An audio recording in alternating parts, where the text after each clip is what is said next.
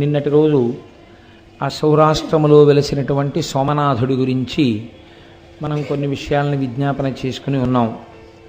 శ్రీశైలే మల్లికార్జునం జ్యోతిర్లింగములన్నింటిని గురించి ఒక్కసారి శివమహాపురాణాంతర్గతముగా ప్రస్తావన చేయబడిన విషయమే కనుక ఒక్కసారి దాన్ని పరిశీలన చెయ్యాలి అని అనుకున్నాం. శ్రీశైలం సాక్షాత్తుగా మన ఆంధ్రదేశంలోనే కర్నూలు జిల్లాలో వెలిసి ఉన్నటువంటి స్వయంభూలింగమూర్తి ఉన్నటువంటి క్షేత్రం. పైగా విశేషించి అష్టాదశ శక్తిపీఠాల్లో శ్రీశైలంలో ఉన్నటువంటి భ్రమరాంబిక అమ్మవారు ఆ తల్లి శక్తిపీఠం. అంత గొప్ప క్షేత్రం. శ్రీశైల క్షేత్రం గురించి శంకర భగవత్పాదులు చాలా గొప్ప ప్రస్తావన చేశారు. నేను ఎందుకు ఈ మాట అంటున్నానంటే, శంకరాచార్యులు వారు సాధారణంగా క్షేత్రాల గురించి స్తోత్రాలలో అంతగా స్పృశించినట్లు మనకు కనపడదు. కానీ వారు శివానందలహరి చేస్తూ మధ్యలో ఉన్నటువంటి శ్లోకాన్ని శ్రీశైలం గురించి ఆయన మాట్లాడారు. సంధ్యారంభ విజృంభితం శృతిశిరస్థానాంతరాధిష్ఠితం అంటూ. సంధ్య అన్న మాటకు అసలు అర్థం ఏమిటండి? సంధ్య అంటే రెండిటికి మధ్యలో ఉన్నది సంధ్య. చీకటి వెళ్ళిపోయి వెలుతురు వస్తోందనుకోండి, దాన్ని ప్రాతఃసంధ్య అని పిలుస్తాం. అంటే ఉదయవేళలో ఏర్పడినటువంటి సంధ్య. అలాగే సాయంకాలం వేళ వెలుతురు వెళ్ళిపోయి చీకటి వస్తోందనుకోండి, సాయం సంధ్య అని పిలుస్తాం.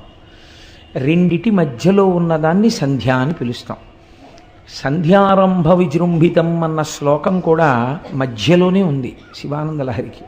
అది కాకతాళీయమా, శంకరాచార్యుల వారు ఏదైనా చెప్పాలని అనుకుంటున్నారా? అందులో ప్రత్యేకించి ఆ శ్లోకంలో శంకరాచార్యుల వారు శ్రీశైలంలో ఉన్నటువంటి మల్లికార్జునుడి గురించి ప్రస్తావన చేశారు.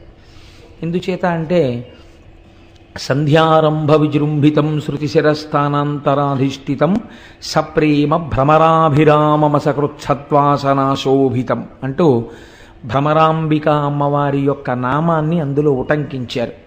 శివాలింగితం అని పూర్తి చేస్తూ పార్వతీదేవి చేత ఆలింగనము చేయబడిన స్వరూపంగా దర్శనం చేశారు ఆయన.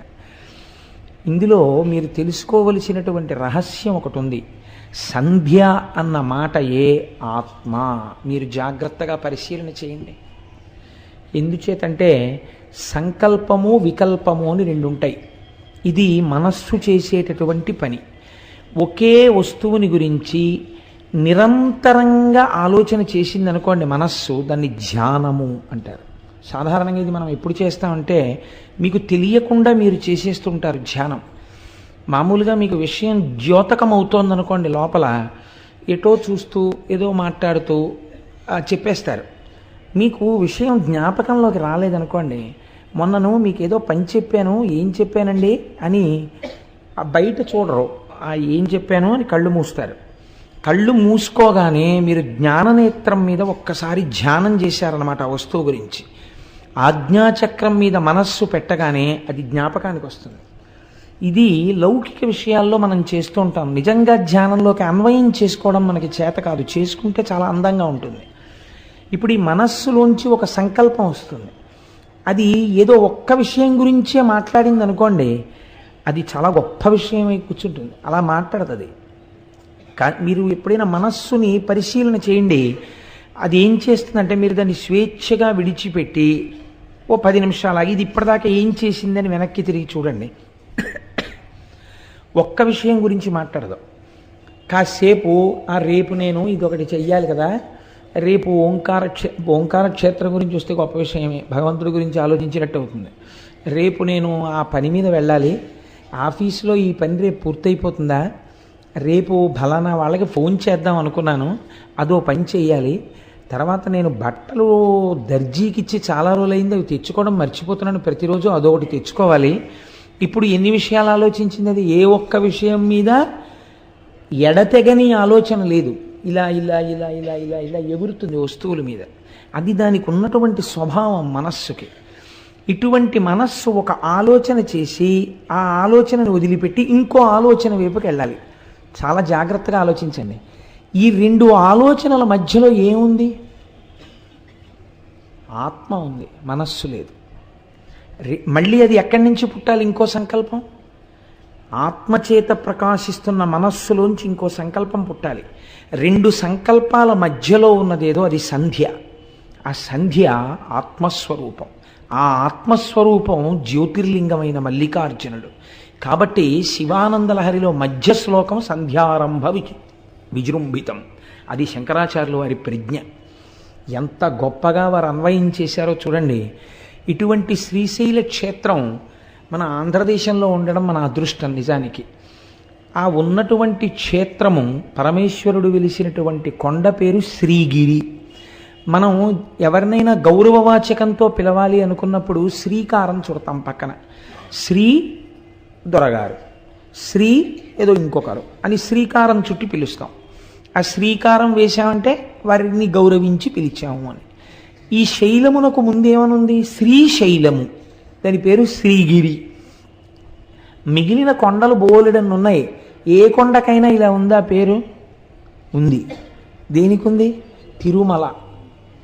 తిరుమల కూడా శ్రీశైలమే. అందుకే వరాహ పురాణంలో శ్రీశైలే పూరయిష్యామి కించిత్ కాలాదనంతరం అన్నారు వెంకటేశ్వరుడు. శ్రీశైలములు రెండు. ఒక శ్రీశైలము తిరుమల. తిరు అంటే ద్రవిడ భాషలో గౌరవవాచకం, శ్రీకారం. తిరుమలై, మలై అంటే కొండ. శ్రీశైలము సంస్కృతంలోకి చెప్తే ఇది శ్రీశైలము. అక్కడ కరచరణాదులతో ఉన్నాడు, ఇక్కడ లింగమూర్తిగా ఉన్నాడు, రూపరూపిగా ఉన్నది ఒక్క పరమాత్మే, రెండుగా భాషిస్తున్నాడు. ఇక్కడ ఉన్నటువంటి శ్రీశైలము, ఆ కొండ పేరు శ్రీగిరి. ఈ శ్రీగిరి అన్న పేరు ఎందుకు వచ్చింది అంటే దాని గురించి స్థల పురాణం ఒక మాట మాట్లాడింది. ఒక భక్తురాలు నేను ఈ కొండగా మారాలని కోరుకున్నది కాబట్టి ఆమె శైలముగా మారినది అని. కాదు, దాని యొక్క తాత్వికమైన రహస్యం వేరు. కొన్ని పరమ పవిత్రమైనటువంటి కొండలు ఉంటాయి. ఈశ్వరుడు కోరి కోరి అక్కడ స్వయంభూగా వెలుస్తాడు. అలా వెలియాలంటే అది ప్రాకృతముగా ఉన్నటువంటి కొండ కాదు, దాని యందు ఏదో శక్తి ఉండాలి. మీరు చూడండి, మనకి ఒక మాట మాట్లాడుతుంటారు, శిలాభోగం స్థలాభోగం అంటారు. శిలాభోగం అంటే ప్రపంచంలో ఎన్నో శిలలు ఉంటాయి. ఏదో ఒక శిలని పట్టుకొచ్చి ఒక ఆయన చెక్కుతాడు, ఓ గుళ్ళో పెడతాడు. దానికి ఎన్ని అభిషేకాలో ఎన్ని పూజలో అది మూర్తి అయిపోయింది, శిలాభోగం.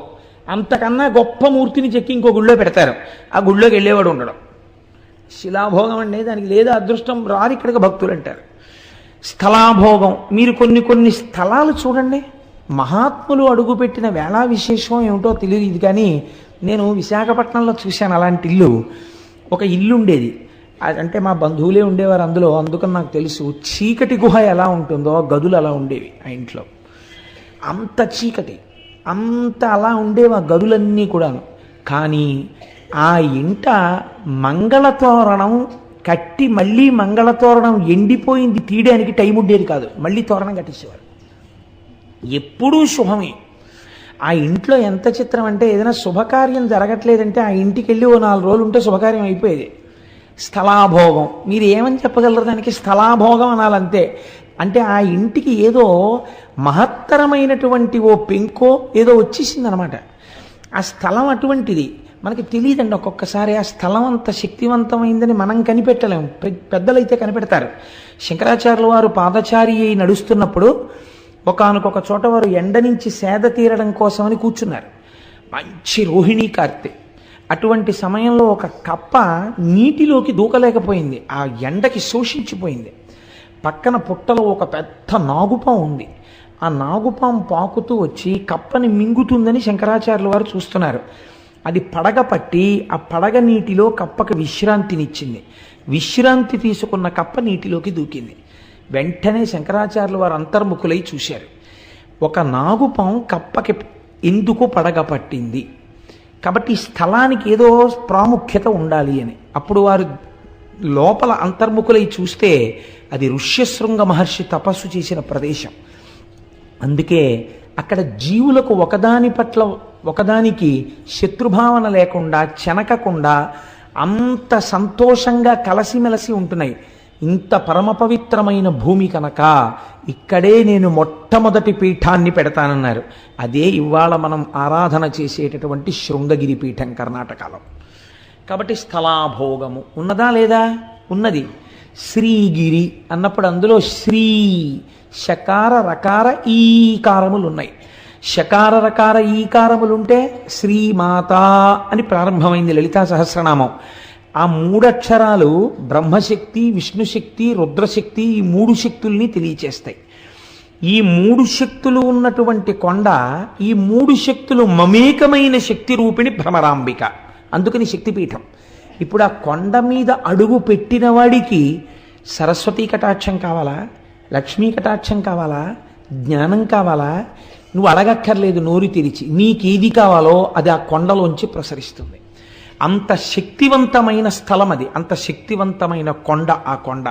అందుకే శంకరాచార్యులు వారు యోగరత్నావళి స్తవంలో ఓ మాట అంటారు, శ్రీశైల శృంగే వివిధ ప్రసంగే శేషాద్రి శృంగే సదా వసంతం తమర్జునం మల్లిక పూర్వమేనం శ్రీశైల శృంగ కుహరేషు కదోపలప్స్యే గాత్రం యదామలతాహ పరివేశయంతి కర్ణే యదాహ విరచయంతి ఖగాశ్చనీడాస్ అంటూ సిద్ధిం తథావిధ మనోవిలయం సమాధౌ అన్నారు. శ్రీశైలంలో తొందరగా మనస్సు లయమైపోతుంది అంటారు. అక్కడికి వెళ్ళి జపం చేసుకుందాం అనుకున్న వాళ్ళకి అక్కడికి వెళ్ళి కూర్చుని మాకు ఒక ఆఫీసర్ గారు ఉండేవారు. ఇప్పుడు నాకు పుష్పమాల వేశారే, ఆ వారు చేసిన ర్యాంక్కి సమానమైన ర్యాంకు, ఆ డిప్యూటీ మేనేజర్ క్వాలిటీ కంట్రోల్ అని మా ఆఫీసులో ఒక పరమ గౌరవనీయమైన పదవి, ఒక జిల్లా స్థాయి అధికారి. ఆయన పేరు అరుణ జటేశ్వరుడు, చాలా గొప్ప పేరు, ఎక్కడ ఉండదు అసలు. ఆయనే అరుణ జడాయ్ అని పిలుస్తుండేవారు. ఆయన పరమభక్తుడైన ఆయన శ్రీశైల క్షేత్రానికి వెళ్ళి భ్రమరాంబ అమ్మవారి దేవాలయపు గోడల దగ్గర కూర్చుని రుద్రాన్ని పారాయణ చేసి వస్తుండేవారు. అందుకే మహానుభావుడు ఒక పువ్వులా పనిచేసి ఒక పువ్వులా వెళ్ళిపోయారు ఆయన. మొన్ననే నాకు ఫోన్ చేశారు, ఈ మాట ఎప్పుడైనా వీలైతే ఒకసారి సభకి పిలిపిస్తాను వారిని, ఒకసారి రండి చెన్నై నుంచి అని. నేను ఎందుకు ప్రస్తావన చేశానంటే అక్కడ తొందరగా మనస్సు లయం అవుతుంది. సిద్ధిం తథావిధ మనోవిలయం సమాధౌ గాత్రం యదాహమలతాహ పరివేశయంతి అంటారు శంకరాచార్యుల వారు. మీ మనస్సు లయమైపోతే మీకు బాహ్య ప్రపంచంతో సంబంధం ఉండదు. మీకు బాహ్య ప్రపంచంతో సంబంధం లేదు అని ముందు ఎవరు నమ్మాలి? తీగలు నమ్ముతాయి. తీగలు నేను వెళ్ళిలా కూర్చున్నా నన్ను చుట్టుకో, వీళ్ళు లేచి వెళ్ళిపోతాడని చుట్టుకోదు. కానీ ఒక కర్రపుల్ల ఇలా ఉందనుకోండి, తీగ వచ్చి చుట్టుకుంటుంది. అలాగే శ్రీశైలమునందు తొందరగా సమాధిలోకి వెళ్ళిపోతారు కాబట్టి అక్కడ తీగలు అల్లుకుని ఉంటాయిట. ఎన్ని ఓషధులకు ఆలవాలము శ్రీశైల పర్వతం. అసలు అన్నింటికన్నా ఆశ్చర్యం అండి, శ్రీశైలానికి దగ్గరలో ఒక క్షేత్రం ఉంది, అక్కడ అమ్మవారు ఉన్నారు, సిద్ధేశ్వరం అనుకుంటాను నాకు జ్ఞాపకం ఉన్నంత వరకు. మీరు అమ్మవారికి బొట్టు పెట్టచ్చు. అక్కడ మీరు అమ్మవారికి కుంకుమ బొట్టు పెడితే శిలామూర్తిగా ఉండదు, నుదురు మెత్తగా తగులుతుంది, వేలు పెట్టినప్పుడు మీ ఒళ్ళు పులకరిస్తుంది. శ్రీశైలం ఎన్ని రకాల ఉపాసనలకో ఆలవాలము, అంత గొప్ప క్షేత్రం శ్రీశైలం. అటువంటి శ్రీశైలంలో ఆ శ్రీశైల పర్వతం మీద పరమశివుడు స్వయంభూమూర్తిగా వెలిశాడు. మీరు చూడండి, ఎందుకు వెలియాలి? ఏదో కారణం ఉండాలి కదండి. నిన్న సౌరాష్ట్రే సోమనాథంచ ఒక కారణం కనపడింది, ఇక్కడ కూడా ఒక కారణం ఏమైనా ఉందా అంటే శ్రీశైలంలో ఎందుకు పరమశివుడు వెలయవలసి వచ్చింది అన్న దాని గురించి పెద్దలు ఒక హేతువుని చెప్తారు. క్రౌంచేన పర్వతే దూరంగతే తస్మిన్ స్వపుత్రకే తేచ తత్ర సమాసీనౌ జ్యోతిరూపం సమాశ్రితౌ పుత్ర స్నేహాతురౌ తవ్వై శివౌ పర్వణి పర్వణి దర్శనార్థం కుమారస్య స్వపుత్రస్య గచ్చతః అమావాస్యాం దిశే శంభు స్వయం గచ్చతి తత్ర పౌర్ణమాసే దినే తత్ర పార్వతీ గచ్చతి ధ్రువం. మీకందరికీ తెలుసున్నటువంటి విషయమే, గణాధిపత్యం ఎవరికి ఇవ్వాలి అని నిర్ణయం చెయ్యవలసి వచ్చినప్పుడు శంకరుడు తన ఇద్దరు కుమారులను పిలిచి ఎవరు భూమండలానికి అంతటికీ తొందరగా ప్రదక్షిణం చేసి వస్తారో వారికి నేను పట్టాభిషేకం చేస్తాను, వారికి నేను గణాధిపత్యం ఇస్తాను అన్నారు. అంటే గబగబా బయలుదేరాడు సుబ్రహ్మణ్యేశ్వర స్వామి. వారిది నెమలి వాహనం కాబట్టి గబగబా వెళ్ళి భూమండలంలో ఉన్న దేవాలయాలన్నిటినీ దర్శనం చేసుకుంటూ వస్తున్నాడు. ప్రదక్షిణం అంటే అది బాగా గుర్తుపెట్టుకోండి. సాధారణంగా మనం ఈ కథని కథగా చెప్పేస్తాం. ఆయన ఏమన్నాడు పరమశివుడు? ప్రదక్షిణం చేసి రమ్మన్నాడు. ప్రదక్షిణం చేసి రమ్మంటే గుళ్ళల్లోకి ఎందుకంటే సుబ్రహ్మణ్యేశ్వర స్వామి వారు గిరగిరా తిరిగేసి వచ్చేయకూడదు ఏంటి? ఓ విమానం తిరిగేసినట్టు ఏరియల్ వ్యూ అంటాం కదా మనం, అలా నెమలి వాహనం ఎక్క అలా తిరిగిలా వచ్చేస్తే బాగుంటుంది కదా. ప్రతి గుళ్ళోకి వెళ్ళాడు ఆయన. ప్రతి గుళ్ళోకి వెడితే ఆయనకి ఏం కనపడేదంటే ఈయన గుళ్ళోకి వెళ్ళేటప్పటికీ విఘ్నేశ్వరుడు బయటికి వెడుతున్నట్టు కనపడేది. అయ్యో అన్న ఇదేంట్రా నాకన్నా ముందే బయటికి వెళ్ళిపోతున్నాడు, ఎలా వెళ్ళిపోతున్నాడు రా అనుకునేవాడు ఆయన. ప్రతి గుళ్ళోనూ ఈయన వెళ్ళడం, ఆయన బయటికి వెళ్ళడం. అదేంటి, ఎందుకు అసలు సుబ్రహ్మణ్యుడు గుళ్ళల్లోకి తిరగడం ఆయన చెప్పాడా? పరమశివుడు నువ్వు గుళ్ళల్లోకి వెళ్ళిరా, భూమండలం మీద ఉన్న గుళ్ళన్నీ చూసిరా అని చెప్పాడా? ప్రదక్షిణం చేసిరా అని చెప్పాడా? ప్రదక్షిణం చేసిరా అని చెప్పాడు. ప్రదక్షిణం చేసిరా అంటే గుళ్ళల్లోకి ఎందుకంటే వెళ్ళడం? అదే ప్రదక్షిణం అంటే. ప్రదక్షిణం అంటే ఏమిటో తెలుసా అండి? దేవాలయంలో ప్రదక్షిణం చేసేటప్పుడు లోపల ఉన్న మూర్తి మిమ్మల్ని పరిశీలన చేస్తాడు. నన్ను నమ్ముకున్నటువంటి మహాభక్తులందరూ నా దేవాలయంలో కొలువు తీరి ఉన్నారు, వీరికి నమస్కరించి వీరి అనుగ్రహంతో నా దగ్గరికి వస్తాడా, వీళ్ళంతటి వాళ్ళు వీళ్ళెందుకని నా దగ్గరికి వస్తాడా చూద్దామని వీళ్ళని వదిలి లోపలికెళ్ళిన వాడిని చూడగానే ఇలా మొహం తిప్పుతాట పరమేశ్వరుడు. కాబట్టి మీకు ఆ ఈశాన్యలింగం అని ఉంది అరుణాచలంలో. అరుణాచలంలో ఈశాన్యలింగం దగ్గర నందీశ్వరుడు ఇలా ఉండడు, ఇలా ఉంటాడు. మొన్న మేము వెళ్ళినప్పుడు ఆయన ఎందుకు అలా మొహం పక్కకి తిప్పుకుని ఉన్నాడు అని అడిగితే ఆయన తమిళంలో చెప్తే ఏదో వచ్చిన వాళ్ళు ఎవరో దాన్ని తర్జుమా చేశారు. ఒక మహాభక్తుడు, ఒక ఆయన, కొంతమంది భక్తులు పల్లెటూరు నుంచి వచ్చారు కానీ వాళ్ళు పరమభక్తులు. వాళ్ళు వచ్చి దర్శనం చేసుకుందాం అంటే నంది అడ్డొచ్చింది. అడ్డొస్తే వాళ్ళు శివుడికి చెప్పారు, ఈశ్వర నీ దర్శనం చేసుకుందాం అంటే నంది అడ్డొస్తోందని. ఆయన అన్నాడు, నా భక్తులకు కనపడే వరకు కాసేపు మొహం అలా పక్కకి తిప్పన్నాడు. అందుకని ఇలా పెట్టాడు ఆయన. మళ్ళీ నువ్వు ఇటు తిప్పచ్చు అనలేదు, ఏమో ఇలాంటి వాళ్ళు ఇంకా వస్తారేమో, అలా ఉండు కాసేపు అన్నట్టే లెక్క. అందుకని అలాగే ఉన్నాడు ఈశాన్యలింగం. కాబట్టి చూడండి, భక్తుల పట్ల ఆయన ఎంత ప్రీతి వహించి ఉంటాడో చూడండి. లోపల భక్తి ఉంటే ఆయన దాన్ని గమనిస్తాడు. ప్రదక్షిణం అంటే దేవాలయాలలోకి వెళ్ళి చేసినది ప్రదక్షిణం. అరుణాచల శైలమునకైనా సరే, అరుణగిరి ప్రదక్షిణం చేసేటప్పుడు దేవాలయాల్ని విడిచిపెట్టి మీరు కొండ చుట్టూ తిరిగితే అది ప్రదక్షిణం అవుతుందని నేను అనుకోవట్లేదు. ఎందుకంటే అలా శాస్త్రం మాట్లాడలేదు కనుక. లేకపోతే తలుపులు తీసి అర్ధరాత్రి వేళ కూడా లింగ దర్శనం అయ్యేటట్టుగా అరుణాచలంలో ఎందుకు ఉంచుతున్నారు? మీరు వెళ్లితేనే ప్రదక్షిణం పూర్తవుతుందని. మీరు వదిలిపెడితే ప్రదక్షిణం ఎలా అయింది? అది మీరు దేవాలయ సహితంగా చేసిందే ప్రదక్షిణం. మీరు లోపల తిరిగినప్పుడు కూడా ఆళ్వారులు ఉంటారు విష్ణువాలయం అయితే, నాయనారులు ఉంటారు శివాలయం అయితే, మీరు ప్రదక్షిణ పురస్సరంగా వెళ్ళాలి. చాలామంది ప్రధాన దేవత దగ్గరికి వెళ్ళి వస్తారు, దానివల్ల ఈశ్వర అనుగ్రహం కలుగుతుందని నేను అనుకోవట్లేదు. మీకు భూమండల ప్రదక్షిణంలో విఘ్నేశ్వరుడు చేసిన ప్రదక్షిణమే దానికి ప్రమాణం. ఇంతలోకి ఆయన పాపం పోన్లే అన్నయ్య కన్నా ముందుకెడతానేమో అని పరిగెత్తాడు కైలాసం దగ్గరికి వచ్చాడు. ఈయన ఏం చేశాడు? గణపతి నిజంగా వెళ్ళారు ఆయన సూక్ష్మంలో మోక్షం అంటారు చూసారా, అటువంటిది ఒకటి చేశాడు. అన్ని వేళలా చెయ్యకూడదు, ఎప్పుడు నిజంగా మీరు చేయలేరో అప్పుడు చెయ్యాలి దాన్ని. శ్రీరామ రామ రామేతి రమే రామే మనోరమే సహస్రనామ తత్తుల్యం రామనామవరాననే నిజమే. శ్రీరామ శ్రీరామ శ్రీరామ అంటే విష్ణు సహస్రం చెప్పినట్టు. అందుకని పూజంతా మానేసి 3 మాటలని వెళ్ళిపోతానంటే కుదరదు.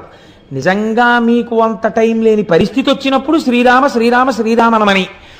పాపం నెమలి వాహనము లేదు, స్థూలకాయం ఎలక వాహనం, నేను తిరగలేనేమో అనుకుని అన్ని విధాలా బేరీజు వేసుకున్నప్పుడు ఆయన ఏం చేశాడంటే, నాన్నగారు తల్లిదండ్రులకు చేసినటువంటి ప్రదక్షిణం భూమండలానికి చేసిన ప్రదక్షిణంతో సమానం, కాబట్టి నేను మీకే ప్రదక్షిణం చేసి మీకే నమస్కరిస్తున్నాను, అశక్తుడను కనుక. ఈయన అశక్తుడే, అలా సుబ్రహ్మణ్యుడితో సమానంగా వెళ్ళడానికి ఎవరు అంగీకరించాలి? సర్వజ్ఞుడైన శంకరుడు అంగీకరించాలి. ఈ బుద్ధి కుశలత ప్రదర్శించాడు, గణాధిపత్యం ఇచ్చారు. చిన్నపిల్లలకి మంకుతనం ఉంటుంది కదండి, అందులో నువ్వు ఓడిపోయావురా అన్నారనుకోండి చాలా బాధగా ఉంటుంది. అంతవరకు ఎందుకంటే ఓ బస్సులో ఆడపిల్లలు మగపిల్లలు కలిసి వెళ్తున్నప్పుడు అంత్యాక్షరి పెట్టి గెలిచారని మగపిల్లలకి ప్రైజ్ ఇస్తే పెద్ద అల్లరైపోతుంది. ఆడపిల్లలకి ఇస్తే మగపిల్లలందరూ మొహాలు ముడిచేసుకున్నారు మేము మనం వెళ్ళినప్పుడు. అంటే అదో ముచ్చట అనుకోండి. ఎందుచేత అంటే ఓడిపోయావు అనేటప్పటికీ అది జీర్ణం కాదు, ఆ మాట వాళ్ళు అంగీకరించలేరు. అందుకే మనం ఇంగ్లీష్లో దానికి ఒక చమత్కారమైన మాట రన్నర్స్ అప్ అని పెట్టారు. ఏమిటో అంటే ఓడిపోయిన వారు అని అనకుండా ఇదేంటి, వీరిని గెలిచిన వారు వారిని గెలిపించిన వారు వీరు అని ప్రైజ్ ఇచ్చారనుకోండి, బహుశా సంతోషిస్తారేమో, ఓ మర్యాద ఉంది కాబట్టి. కనుక ఇప్పుడు సుబ్రహ్మణ్యుడు ఓడిపోయాడు, పెద్ద ఆయన గెలిచాడు, అందుకని వాడికి నేను పట్టాభిషేకం చేస్తున్నాను రా అన్నారు. అంటే అది అంగీకరించలేని అజ్ఞాని సుబ్రహ్మణ్యుడు కాడు. కానీ నాన్నగారు ఎలా అయినా ఈ ధర్మ సూక్ష్మం ఒకటి ఉంది శాస్త్రంలో అని చెప్పేసి అంగీకరించేసి ఆ అన్నయ్యకి చేసేశారు. అన్నయ్యకి చేసేశారని ఆయన బాధ కాదండో, అన్నయ్యకి చేసేశారని బాధ అయితే రావణాసురుడు కుబేరుడి మీద యుద్ధానికి వెళ్ళినట్టు యుద్ధానికి వెళ్ళాలి. ఆయనకి అది కాదు బాధ. ఓటమి వలన కలిగినటువంటి చిన్ని అక్కసు. చంటి పిల్లాడు కదండి సుబ్రహ్మణ్యుడు అంటే. ఆ మాత్రం లేకపోతే అందమే ఉంటుందండి పిల్లల దగ్గర. 70 ఏళ్ళు వచ్చినా పిల్లాడు అమ్మ దగ్గరికి వెళ్ళినప్పుడు అమ్మే, నాన్నగారి దగ్గరికి వెళ్ళినప్పుడు నాన్నగారే. పిల్లలు తల్లిదండ్రుల దగ్గర అలాగే ఉంటారు. అందుకని చిన్న కోపం వచ్చింది. కోపం వచ్చి నేను వెళ్ళిపోతున్నానని వెళ్ళిపోయాడు. ఎక్కడికి వెళ్ళిపోయాడు? ఎక్కడికి వెళ్ళిపోయినా తెలుస్తుంది వాళ్ళకి. వాళ్ళకి తెలియదేమిటి సర్వజ్ఞులు పార్వతీ పరమేశ్వర్ల కనుక చూశారు ఎక్కడికి వెళ్ళాడు వీడని. ఇంట్లో ఫంక్షన్ అయిపోయింది, పట్టాభిషేకం. ఓసారి వీడి దగ్గరికి వెడదాం రమ్మని కబురు చేశారు. రే నాన్న వచ్చి అదేమిట్రా, నేను రాను అన్నాడు. పిల్లలు చూడండి మూతి పుడుచుకుని వీధరి మీద ఎక్కి కూర్చుంటారు. నేను రాను ఇంట్లోకి అంటారు. తండ్రి 2 రెక్కలు ఎత్తి తీసుకొచ్చేయగలడు ఇంట్లోకి, కానీ అలా తీసుకురాడు. వెళ్ళి చాలా బతిమాలతాడు. అందులో ఏముంది? తండ్రి ఓటం ఉందా? తండ్రితనం ఉంది, తల్లితనం ఉంది కదండి. ఇప్పుడు మీకు శ్రీశైల క్షేత్రం వింటే ఏమర్థం అవుతోంది? శివలింగాన్ని చూడగానే మీకు ఎంత పులకరింత రావాలి, నువ్వు మా తండ్రివి. అందుకని కదా ఇంత బతిమాలడమా సుబ్రహ్మణ్యుడి కోసం. అందుకని పార్వతీ పరమేశ్వరులు ఇద్దరూ కైలాస పర్వతం నుంచి సుబ్రహ్మణ్యుడి కోసం వచ్చారు. చూడండి, ఈ అరుగు మీద పిల్లాడు కూర్చుంటే దెబ్బలాడిన నాన్నగారి మీద కోపం వచ్చి పిల్లాడు అక్కడ కూర్చుంటే నాన్నగారు వెళ్ళి ఇలా పక్కన కూర్చుని ఏదో చెప్దాం అనుకునే వాళ్ళకి వాళ్ళు లేచి మళ్ళీ ఈ అరుగు మీదకి వెళ్ళిపోతాడు. అలా సుబ్రహ్మణ్యుడు ఓ 24 క్రోసులు ముందుకు వెళ్ళిపోయాడు. వెళ్ళిపోతే శంకరుడు ఎక్కడికి వెళ్ళి కూర్చున్నాడు? ఆయన వెళ్ళి మల్లెతీగల చేత చుట్టుకోబడినటువంటి ఒక అర్జున వృక్షం కింద ఆయన కూర్చున్నాడు. ఆయన వెడితే అమ్మగారు ఊరుకుంటుంది ఏంటి? ఆవిడ మహాపతివ్రత. ఆవిడ కూడా గబగబా వెళ్ళింది పక్కకి. వెళ్ళి ఆవిడ కూర్చుంది. ఏమిటండి వీడు మంకుతనం? మీ అంతటా ఆయన అసలు ఏం బొత్తిగా బుద్ధి లేదేం, చిన్నవారా చితకవారా? ఏమిటి మీ పెద్దరికని తెలుసుకోకుండా ఏమిటి మీరే బతిమాలు వస్తే వాడు వెళ్ళిపోవడం ఏమిటి అంది. పోన్లేదు పిల్లాడు అన్నారు. అని మొట్టమొదట అమావాస్య రాగానే చీకటి కదా, కొత్త ప్రదేశం కదా, ఒక్కడు ఎలా ఉన్నాడో ఏమిటో అని ముందు శంకరుడు వెళ్ళాడు. వెళ్ళి అయిపోయింది, అప్పటికి ఆలక తీరిపోయింది. వెళ్ళిపోయి అదే దండాయుధపాణి అంటారు ఆయన. వెళ్ళి ఆ పిల్లాడి దగ్గర కూర్చుని ఏంట్రా నాన్న ఇలా వచ్చావు అంటే అప్పటికి ఆయన మహాజ్ఞానిగా నిలబడ్డాడు. అంటే కోపం పోయింది. ఆ క్షేత్రం మనం దర్శనం చేస్తాం. అందుకే ఈయన అమావాస్య నాడు వెళ్ళి దర్శనం చేసి వస్తారు. ప్రతి పౌర్ణమి నాడు అమ్మవారు వెళ్ళి దర్శనం చేసి మళ్ళీ వస్తుంటుంది శ్రీశైలానికి. పిల్లాడికి దగ్గరలో ఉన్నామనిపించుకోవడానికి అక్కడే ఉండి చక్కగా ఇద్దరిని చూస్తూ సుబ్రహ్మణ్యుణ్ణి చూసుకుంటూ ఎలాగో వచ్చాం కదా ఈ క్షేత్రానికి, ఇక్కడ చక్కగా ఈ మల్లె చెట్టు కిందకు వచ్చాం కదా అని పిలిచారు. ఎవరు ప్రార్థించారని పిలిచారు? ఇందులోనే మీరు శ్రీశైలానికి సంబంధించినటువంటి ఒక గొప్ప రహస్యాన్ని పట్టుకోవాలి. సుబ్రహ్మణ్యుడు అలిగితే తండ్రితనం చూపించి వచ్చాడైన. సుబ్రహ్మణ్యుడు అలిగితే తల్లితనం చూపించి వచ్చాడైన. మీరు కూడా అలక చేతనో అజ్ఞానం చేతనో అబ్బెబ్బే భగవంతుడు ఎక్కడండి, అన్నీ నేనే ఈ శరీరం చూపించుకుని భగవంతుడికి దూరం అయిపోయాం మనం కూడా కదండి. ఇలా దూరం అయిపోయిన వాళ్ళు ఎవరైనా ఉంటే వాళ్ళ దగ్గరికి నేనే వెళ్ళిపోతానని చెప్పొచ్చి ఆయన శ్రీశైలంలో కూర్చున్నాడు. దూరం అయిపోయిన వాళ్ళని వెతుక్కుంటూ ఆయన వస్తే ఆయన మా అమ్మ నాన్నగారు అక్కడ కూర్చున్నారు అనుకుని మీరే శ్రీశైలం వెళ్ళారనుకోండి, ఎంత సంతోషపడిపోతాడండి. నా పిల్లలు చూడవే, కడుపున పుట్టిన వాడికన్నా వీళ్ళు నా పిల్లలే చూడు, నా కోసం వచ్చాడు అని పొంగిపోతాట. అందుకే శ్రీశైల మల్లికార్జునుడిది ధూళి దర్శనం. ధూళి దర్శనం అంటే మీరు కాకినాడలో బయలుదేరి శ్రీశైలం వెళ్ళే లోపల ఓ 10 గంటలో 15 గంటలో నిద్రపోతారు. ఏ బట్టలో కట్టుకుని ఏ హోటల్లోకో వెళ్ళి అన్నం తినేస్తారు. ఆ పచ్చడి గిచ్చడి మీద పోసేసుకుంటారు. ఓ 2 మాటలు మూత్ర విసర్జన చేసేస్తారు. ఇంకో మాట అవసరమైతే ఇంకొక శంక కూడా తీర్చుకుంటారు. ఆ బట్టలతో శ్రీశైలం కొండ మీద కడతారు. వెళ్ళిన తర్వాత మీరు ఒక కాటేజ్ ఏదో తీసుకుని లోపలికి వెళ్ళి స్నానం చేసి శౌచంతో వెళ్ళి శివలింగాన్ని ముట్టుకున్నారనుకోండి, కొంచెం చిన్నబుచ్చుకుంటాడు ఆయన. ఏమిటంత శౌచంగా వచ్చాడు వీడు అని. మీరు ఆ శ్రీశైల క్షేత్రానికి వెళ్ళగానే కాళ్ళ నిండా మట్టి పట్టేసి కాళ్ళు కడుక్కోకుండా చేతులు కడుక్కోకుండా స్నానం చేయకుండా పూర్తి చేసుకున్న శరీరంతో అనగా దూరదేశం నుంచి వెళుతున్నారనుకోండి, ఎంత అశౌచం అండి! మరి మలమూత్ర విసర్జన చేసిన శరీరం ఎంత అశౌచంతో కూడుకున్నది. పైగా మీరు కొంతసేపు నిద్రపోయారు బస్సులో, రైల్లో. నిద్ర ఎంత అశౌచం వస్తుంది. ఎందుకంటే కొన్ని శరీరంలోంచి విసర్జింపబడవలసినవి బయటికి వస్తాయి. నిద్రపోతే పుసులు కడతాయి కళ్ళు. ఇటువంటివన్నీ ఏర్పడినప్పుడు మళ్ళీ స్నానం చేసి కానీ దేవాలయంలోకి వెళ్ళకూడదు. మీరు ఇన్ని అశౌచాలు దగ్గర పెట్టుకుని కాటేజీలో పెట్లు పారేసి ఈ మట్టి చేతులతో, ఈ మట్టి కాళ్లతో వీలైతే ఇంకోసారి శ్రీశైలం కొండ మీద ఒక కప్పు టీ తాగకపోతే ఉండలేనని తాగేసి కాళ్ళు కడుక్కోకుండా శ్రీశైలం గుడి దగ్గరికి వెళ్ళి ధూళి దర్శనానికి వచ్చామండి అని లోపలికి వెళ్ళి ఈ మట్టి కాళ్లతో మోకాళ్ళ మీద కూర్చుని మట్టి చేతులతో శివలింగాన్ని ముట్టుకుని చెమట పట్టేసిన మొహంతో శివలింగం మీద తల తాటిస్తే పొంగిపోతట ఆయన. వీడు రానా కొడుకంటట, సర్వకామ్య సిద్ధినిస్తట. దీన్ని ధూళి దర్శనం అంటారు శ్రీశైలంలో. శ్రీశైలంలో మీరు అందుకే దేవాలయం దగ్గరికి వెళ్ళి ఫలానా చోటు నుంచి వచ్చామండి, ధూళి దర్శనానికి వచ్చామంటే లోపలికి వెళ్ళిపోండి అంటారు. నేను ఎన్నో మాటలు శ్రీశైలంలో అలా ధూళి దర్శనం చేశాను. కాబట్టి ధూళి దర్శనం శ్రీశైలంలో చెయ్యాలి. ఎందుకు చెయ్యాలి అంటే, ఉదాహరణకి అంటే మీకు అర్థం అవ్వడం కోసం చెప్తున్నాను సుమండి. 10 మాటలు కోటేశ్వరరావు ఎందుకు స్వవిషయం ప్రస్తావన చేస్తాడు అని మీరు అనుకోకండి.